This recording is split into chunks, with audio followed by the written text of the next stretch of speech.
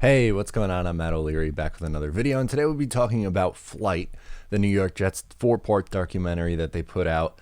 I thoroughly enjoyed it. We're going to get into it, talk about it episode by episode a little bit. So if you haven't watched it, yes, there will be some spoilers in here.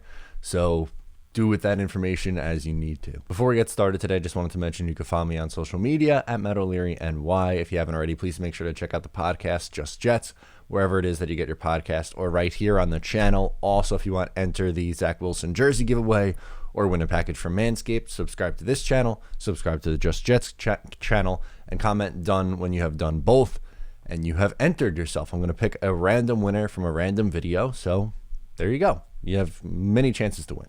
So episode 1 started out with the Robert Saleh process. You know, this whole documentary was going through the offseason, mostly focused on the head coaching search, the NFL draft, scouting. It was really interesting. So what I really liked was at the start, it did have some of the Zoom calls with Robert Saleh, and sure, they didn't go into major detail, but I liked that they showed that behind the scene process.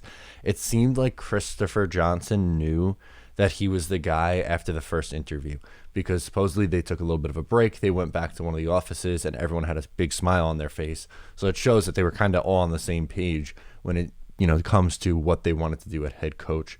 And everyone kept saying it seems like Douglas and Saleh are in sync in terms of roster building. So they're on the same page in philosophy, which I think is a big thing and something that you need. Now, granted, they have also said multiple times throughout, multiple episodes and later ones that it's not always complete agreement and hand in hand, and there are debates and sometimes heated debates on players. But I think it's important to have the same ideologies when you are looking at a coach and a general manager, and the general manager getting the players for the coach. I think that's very important. In the second half of the episode, they also got into the scouting side a little bit, which I found interesting, like the process of it. And they weren't able to go to practices this year, and how they were able to split up the coverage of like, oh, this guy's in the Northeast, this guy does the Southwest, and just what schools they do. And in the meetings, they're covering, over 500 players, and there's just over 250 players who are drafted. It's crazy. And when they also did the quarterback rankings, it seemed like they said they had the consensus on the top 2. And they didn't say who it was, but we could obviously assume Trevor Lawrence 1 and Zach Wilson 2, because that's who they took second overall. So in episode 1, it was very much so behind the scenes in the coaching process and also into the scouting a little bit. Episode number 2 was interesting because they started to get into the staff a little bit. And I liked seeing the stuff from the offensive coordinator, LaFleur, and the defensive coordinator as well. What I also found interesting is they start scouting for free agency a year in advance, and they watch every single player and track them year over year. The amount of hours that go into the film watching, I guess took for granted. Like, I know they do a lot of film study and stuff like that, but I didn't realize the intensity, I guess. Something also that I found out from this episode is I love Justin Hardy. I can't wait to see him on the field as a special teamer. I think he's going to be phenomenal. I think he's going to be a leader. I cannot wait. He's going to be an unsung hero on this team. LaFleur said something that was a nice little tidbit here. He said that Saleh would call him after each interview, and the one that he was most juiced about was the Jets opportunity. Absolutely love to hear that. That's phenomenal. We got some ideology into LaFleur. Speaking of LaFleur, he said that their offense starts with the run game, so they're going to focus heavy on the run, you'd imagine, and mixing and matching wide receivers. So I don't think it's necessarily going to be like, oh, this is our wide receiver 1, this is our wide receiver 4, this is our wide receiver 3.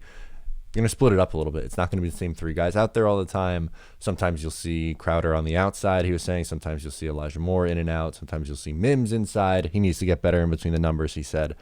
So yeah, that's interesting too. And then Ulbrich watching Lawson is something that was a big takeaway from me.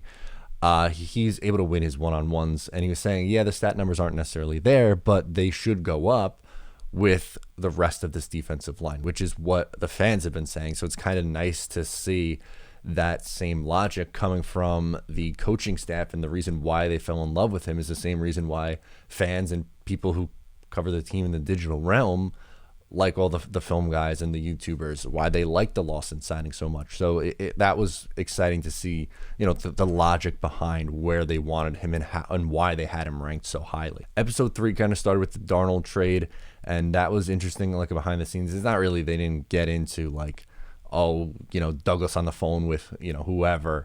It was more so just explaining that. Getting into the Wilson evaluation process was really cool. and the draft. So what I took away from this was how happy they were when they were able to trade up for Elijah Vera Tucker.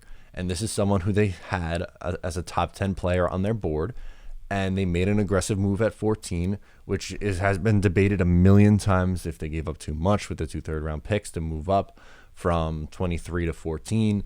Just know that this coaching staff, this scouting department, this general manager, this head coach, they wanted this guy. And it's someone they said, I don't think is going to be there at 23. We have a ton of draft capital. Let's go up and get the guy that we want, which is what they did. And yeah, that was pretty much it for episode number 3. I think that was maybe the shorter of the bunch. But episode 4 ended really with a bang. I thought LaFleur was excellent in this one, just talking up different things. We really got a look into his mindset, which I haven't really heard a whole lot of him before, seen him speak a whole lot. So really getting into that was really cool. There's a woman in this one, Christina Wedding. Oh my God, I felt for her. Setting up all the behind the scenes stuff looked absolutely awesome. She's a superhero. She's setting up like, okay, this guy's flying in at this time. We're going to have this person meet them at the airport, drive them over to the facility, and they're going to get here, and then we're going to have the breakfast. It was just like a million beach balls up in the air, and she's juggling them all. So that was really cool. Then they got into day 2 of the draft a little bit, and Elijah Moore.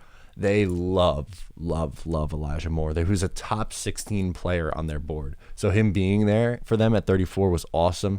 Salah's reaction to Elijah Moore still hits. I don't know if you remember the reaction of the draft when they tweeted out the video of him screaming, "Let's go." But he is pumped about getting him in his offense. Looking at the running back, Michael Carter, they wanted him badly. They thought he was going in the 3rd round, so they really sweated that out. And then he was sitting there at the top of the 4th round for him, and they said, thank you very much. I think they would, if they had picked 66 still or 86, I think they would have taken him there. But they took him at 107, so even better value. It was just obvious how badly they wanted him, which was cool. And both Sherwood and Nasruddin, they were seen as will linebackers. Like we saw the scouting staff say like, oh, this is a guy on a Zoom call. They're like, oh, we think he's going to transition to will, which is something that we knew after the draft now, but to see them kind of going through that process and figuring that out on Zoom was pretty cool. And yeah, just overall from top to bottom, I think it was really well done. I thought the episodes were interesting. We don't really get a whole lot of content like that. So it was a really cool behind the scenes look, and I'm excited for the season. That's what I got out of this, was how exciting it's going to be if you're a New York Jets fan for this season. And, you know, we're able to see a lot of behind the scenes stuff. So it was really cool. Check it out if you haven't already. Once again, I'm Matt O'Leary. Subscribe here if you are new. I'll talk to you next time.